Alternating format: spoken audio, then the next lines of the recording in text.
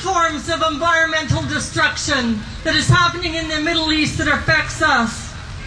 The people of Afghanistan are fighting in a country, or living in a country, and the soldiers that are fighting in that country are fighting in a contaminated country with depleted uranium from dirty bombs and dirty weapons.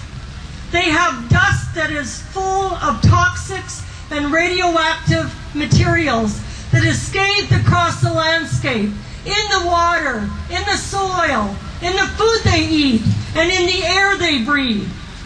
There have been huge increases in cancers and birth defects in both in Iraq and Afghanistan. And we know when the soldiers came home from the Gulf War that many of their children now have high birth defects and also high cancer rates.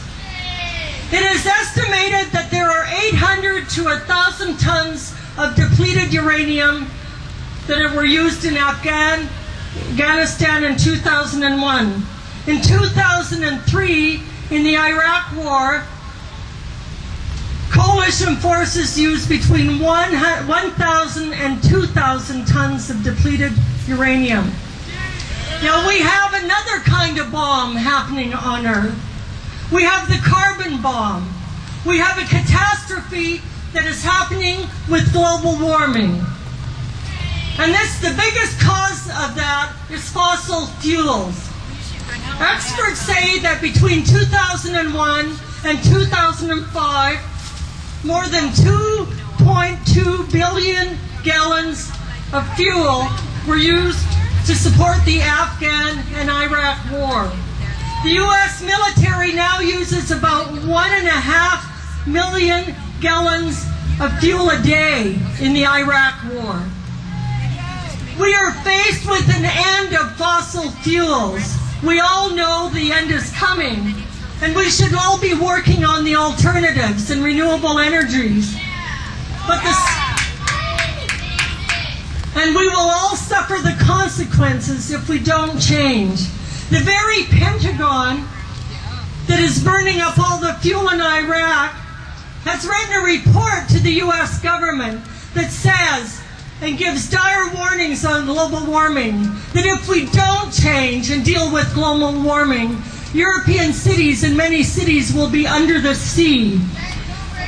We will have the cause of nuclear conflict. We'll have riots across the earth, but we're doing absolutely nothing about it. During the two wars in Iraq, the bombing of oil tankers and weapons released millions of gallons of oil into the Gulf of Arabia and the desert.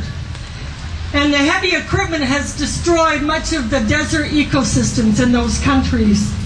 The thick smoke from the burning oil wells and from the bombs has been found in deposits in South America, in the Himalayas, and in Hawaii. But those same corporate priorities are happening here. If you go to northern Alberta, you'll find that Native people there are also having high rates of cancer and birth defects and problems. In Ontario and the rest of the country should be moving towards Kyoto.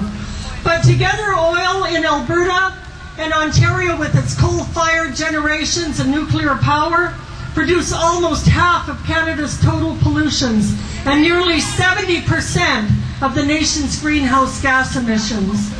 If we even stop the production of coal in this country, and coal, we would be reducing and starting to meet Kyoto.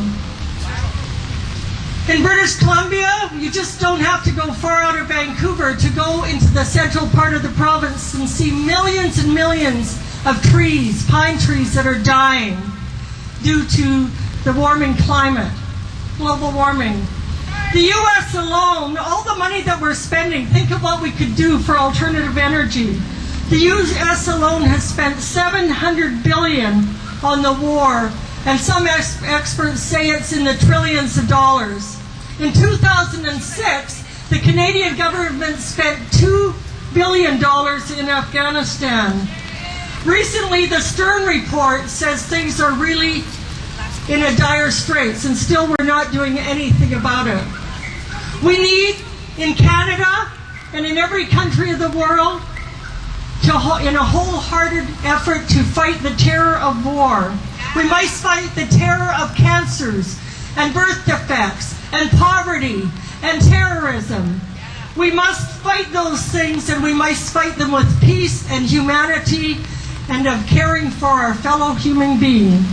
We need to fight in peaceful ways, and I believe if we do those things and move in that direction with a lot of government action, we can succeed in bringing about those changes. Let's bring peace. Thank you.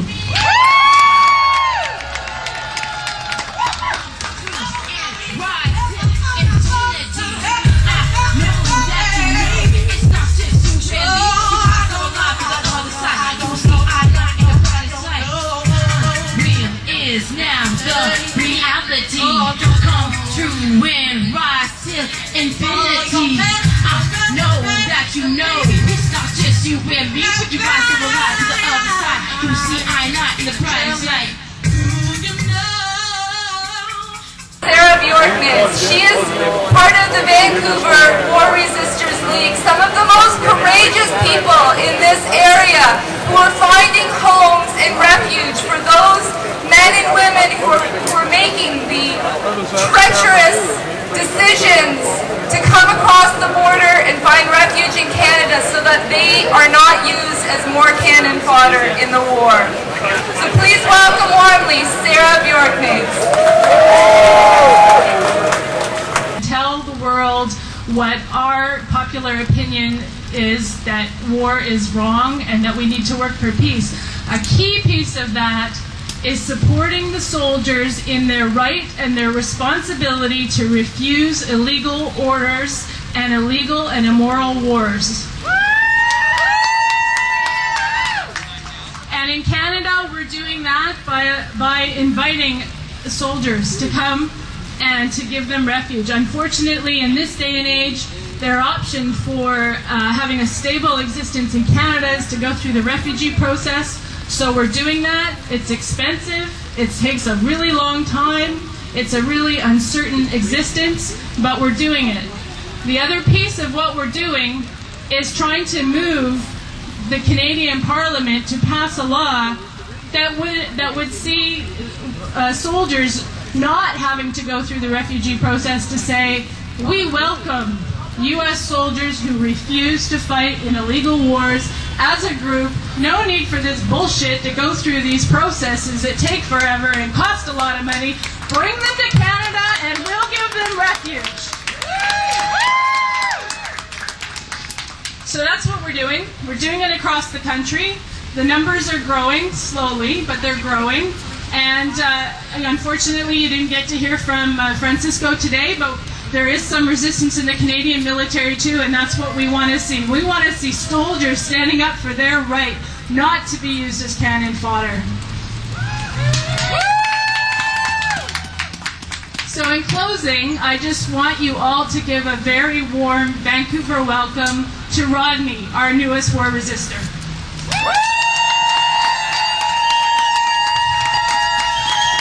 So if you want to help us out, we have a national website, resistors.ca. We have a Vancouver website linked from there.